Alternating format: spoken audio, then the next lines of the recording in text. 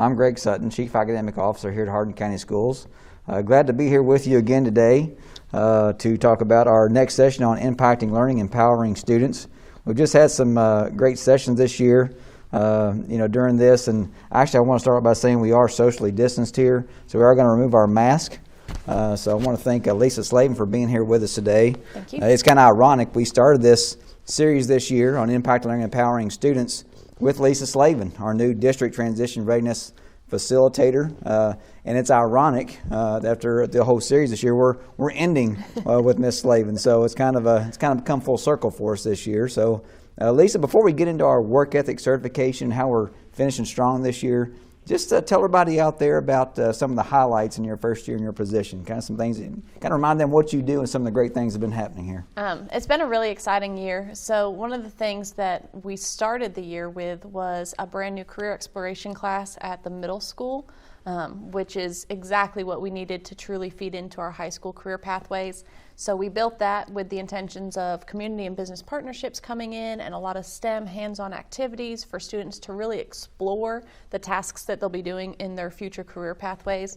So that's been really exciting. And then probably one of our biggest accomplishments, even in COVID year, has been the addition of our apprenticeship jobs right here in the district.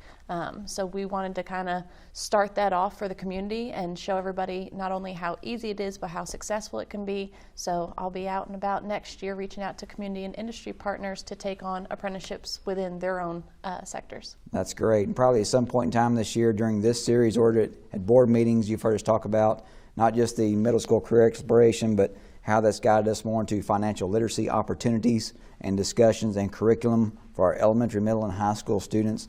Now that's a graduation requirement, all the way through to the apprenticeships. You think about our new pathways this year with residential maintenance, our construction pathway. I have to have some good news on that today. We've already have 114 more students signed up next year for that pathway. Our law enforcement pathway is also maxed out next year.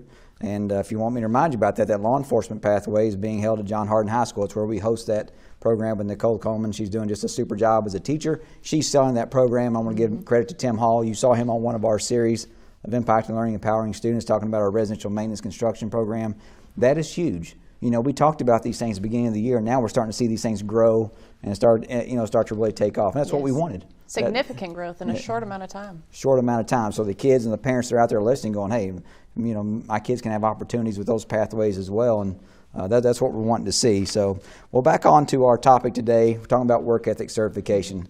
This is something that's been going on in our district for a while, but I want to have Lisa kind of remind you about maybe how work ethic certification started in this district and how that's growing as well. So just talk to us a little bit about work ethic certification and how that got started here for us. So I've had the pleasure of working a lot with Mr. John Wright, who helped to create this program with our prior superintendent, Nanette Johnston. And he told me a lot about it when we started expanding it beyond what it has been. And he talked about how they actually did a trip down to Scott County when we were getting ready to build EC3, our Early College and Career Center. And they had industry and business partners on that bus, and they saw great things. And on the way back, the major emphasis from business partners was, we're excited about all these technical skills you guys are going to teach them, but employees are greatly missing the soft skills. And so that kind of jump-started the whole conversation and created what we now know as the Great 8, that we got a lot of input from the Central Kentucky Community Foundation and the Hardin County Chamber of Commerce. They all came together with us to put input on what exactly do they need and do employees need to work on. And so we have the Great 8 that we've been utilizing now for about 7 or 8 years. That's right. Some of those things we talk about in the grade 8 and some of those interview skills we talk about that we're going to lead into later on in this conversation, just being able to look somebody in the eye and have a conversation, being able to go up and shake someone's hand, be able to really explain yourself thoroughly about your goals and what you see in your future career, and things like good attendance. Yes. And the importance of showing up on time. Things that our local employers want and things that our national employers want. Those are some, I don't know if you consider them soft skills, but those are things that we're really working towards. So that gives you a little background about the history of work ethic certification. But I have to ask you a question. If I'm a senior sitting in one of our high schools, do I apply for work ethic certification? What does that look like? So this year and in previous years, it has run out of our English courses. And so they do a great job of going over the work ethic program with students. They help them work on not only resumes, but college essays and different writing pieces that they need as they get ready to transition out of high school. And then part of that experience is there's a work ethic certification application that they can actually fill out. It runs through our Talented Ed program, which is what we utilize to hire employees. So it's a real life experience for them. It's not a mock application. It's literally filling it in just like any other employee would do. And when they complete this application, a lot of times they will actually work with their English teacher to complete a resume. And when they go to their interview process with their local business person or maybe a leadership person in the district, they have those items with them. And that's a key component we don't want them to miss, is building that resume. Yeah. You know, because every day and every year you move on in school, whether it be through community service or activities that you're involved in, or clubs or organizations, your grades, your own attendance, you're building your resume. Yes. And that's what work ethic certification is all about. And that's what we want kids to realize. It doesn't start your senior year of high school. It actually starts in elementary school. And that's why I want to go back to this next question here. I actually take on the next question is, you know, this process, I think originally started, as you said, more of a high school initiative. Am I right by saying that? Yes, sir. Now I think this has expanded. So let's talk about the expansion of the program, where we're at with work ethic certification across the district at all levels. So I'll let you talk about that. So we have expanded it. Starting this year, it is now pre-K through 12. So every student in every grade in our district gets exposed to the grade 8 standards, and they start to learn about work ethic certification. And we have actually started doing our mock interviews at the 5th grade level, bringing in business and community partners to interview students. And one of the things I tell them is, at that level, it's not about job preparation, career preparation. Right. It is literally about work ethic. And work ethic is not something that you only utilize on a job site. It's part of your individual character, it's part of who you are, and it's definitely something that is part of your work ethic as a student as well. And so we kind of re-emphasize those skills with the younger kids in terms of this is just what it means to not only be a good worker, but also a good person. And so we talk to them about all of those grade 8 characteristics and how they can benefit them in multiple ways. So if you're on a team, this is why this is important for you as a team member. This is why it's important for you as a classmate, as a friend. And so we really just want to reinforce those skills as a whole person with a lot of soft skills to offer to future employers as they grow through each grade level. So this starts early. We're not waiting till they're senior in high school and say, hey, let's build this resume. Hey, let's build some work ethic certification. We're having these discussions with kindergartners on up. Now, do they see this within their ILP? Do they do this within their app at all? Or is it more just something the teachers implement in the classroom? So it's definitely part of their individual learning plan, which the state of Kentucky has had that as a requirement for a really long time. And we as a district have been changing what that looks like. So our middle school and our high schoolers are using a program called Tassel, and they will do a lot of career exploration, resume building, but it also tracks academics and those other parts of work ethic certification that are really important to us. And then the students in elementary school, they aren't necessarily utilizing it as an app, but it still becomes part of their individual learning plan, because we do look at the grade 8 standards and how they did towards those, and we do a lot of goal setting so that as they move into middle school, they're improving. And then as they move into high school, they're improving. We want students to continually learn and grow, just as everybody should do. You never stop learning and growing. Never stop learning. And so instead of just the seniors doing the interview process, our goal moving forward is to have every 5th grader to complete an interview process, every 8th grader, and every senior. Yep. So if you're in Hardin County Schools through K through 12, you're going to be interviewed at least 3 times in front of either a community business sponsor, or potentially a leadership person here in the district. I can speak to my experience in the past week and a half here. I've been to Lakewood Elementary School, Radcliffe Elementary School, interviewing 5th grade students. I've been to John Hardin High School, and I've been to Central Hardin High School. And it is just amazing to see our kids dress up. It's amazing to hear our kids talk about teamwork, talk about the importance of good grades and good attendance, and establishing a foundation for their future. So it made me feel good listening to the 5th graders, knowing Yeah, a lot's going to change for them in the next 6-7 years before they're seniors, but I think you have to have that starting point. How has your experience been with the interview so far? They absolutely have an impressive foundation already. So this is the first year we've even started doing this in the elementary schools, and this round of 5th grade interviews, whether it was staff or community members, everybody's just been genuinely impressed with the students and the things that they hear from them, and it's really given everybody hope for the future. It definitely tells us that we have some bright young stars that are coming up, and it's only going to get better. So as they progress, and they've heard about it every year, we just think about how those interviews are going to improve, but also how their overall thinking is going to improve towards what it means to be work ethic certified.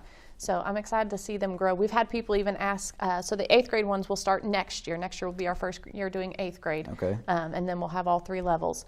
And I've had a lot of people that have already asked and said, I want to do the 8th grade ones as well, because I would love to see the progression from each different transition point. So absolutely, and I've kind of seen the connections that kids are making. And I'll just give one example today. There was a young man at Radcliffe Elementary School, 5th grade student, obviously.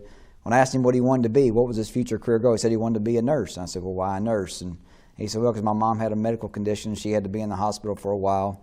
And seeing my mom go through that, he said, I want to be in a job where I can help people who are not feeling well so we can help them get better. And I thought for a 5th grade student who may be 11, maybe years old, to process that, I told that young man, shoot for the stars, reach your goal. Let's how can we help you do that here in Hardin County Schools through our medical pathway at EC3? We have those opportunities there. So if that kid keeps that in his mind going forward, we have the opportunities right here in Hardin County Schools to help that kid reach his goals if that's what he chooses to do. So, and we have used those opportunities just for that, to talk to them about, well, when you get into middle school, you'll get to do activities practicing this, and then at high school we have career pathways that are going to train you how to graduate with your SRNA and actually go straight into nursing after graduation. Yes. So it's creating an excitement and self-motivation for students, because they understand the connection between what they're doing in school and how it's going to help them in the future. So I think it's not only educating them about the opportunities they're going to have, but also just getting them excited about life and about school in general. Right, and what impressed me was the students that I interviewed at John Hardin High School, they all sent me a thank you note. And I didn't expect it. I got back to the office the other day, and it was, dear Mr. Sutton, thank you for your time. I appreciate the input on the teaching plan. I was encouraging a kid to go into teaching based on what they were talking to me about, because out there this person was really big into the arts. And I said, have you ever thought of being maybe a music teacher and, stuff like that? And said, I'm going to plan on looking into that when I get to Western Kentucky University. Thank you again for your time.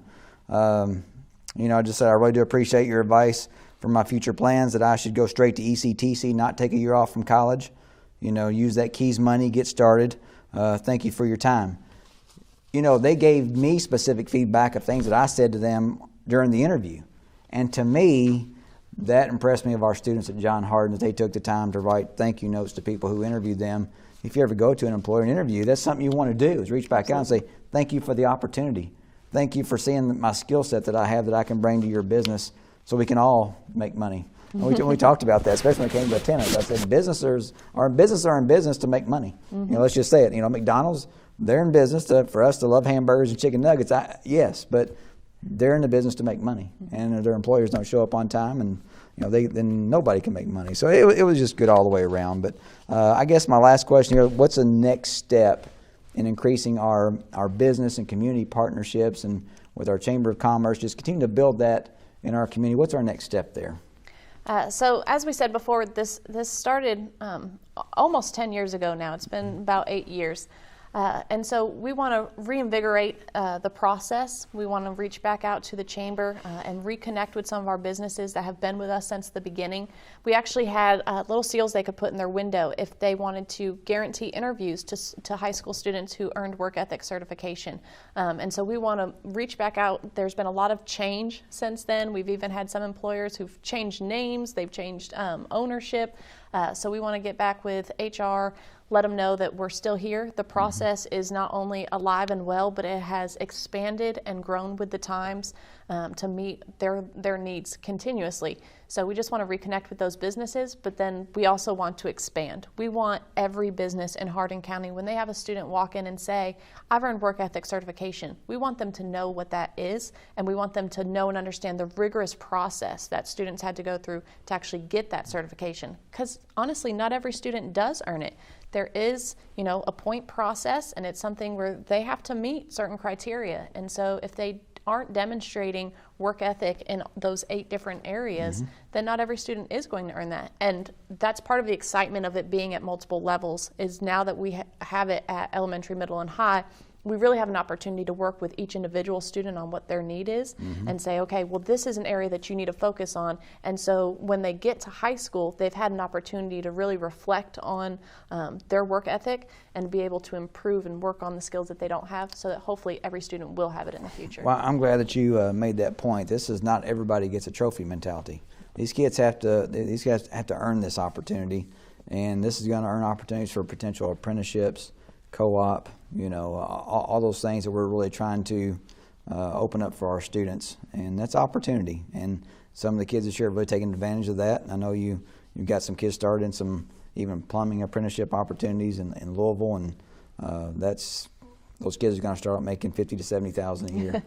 When they get through their schooling, that's being paid for them. Yes. I think sometimes people think, well, it's going to cost me money, but all these things through work ethic are leading to opportunities. So retirement plans and everything they need to be successful. Be successful. Well, thank you. And you're probably on your screen today, you're hopefully going to see some of the work ethic certification interviews at the elementary and high school levels, and get a chance to see the community and the leadership teams that are out there talking to our students. And if you want to be a part of that, please reach out to myself, Greg Sutton, or Lisa Slaven. We would love to have you be a part of this in the Hardin County School community. And thank you for joining us on our series this year on Impacting Learning, Empowering Students.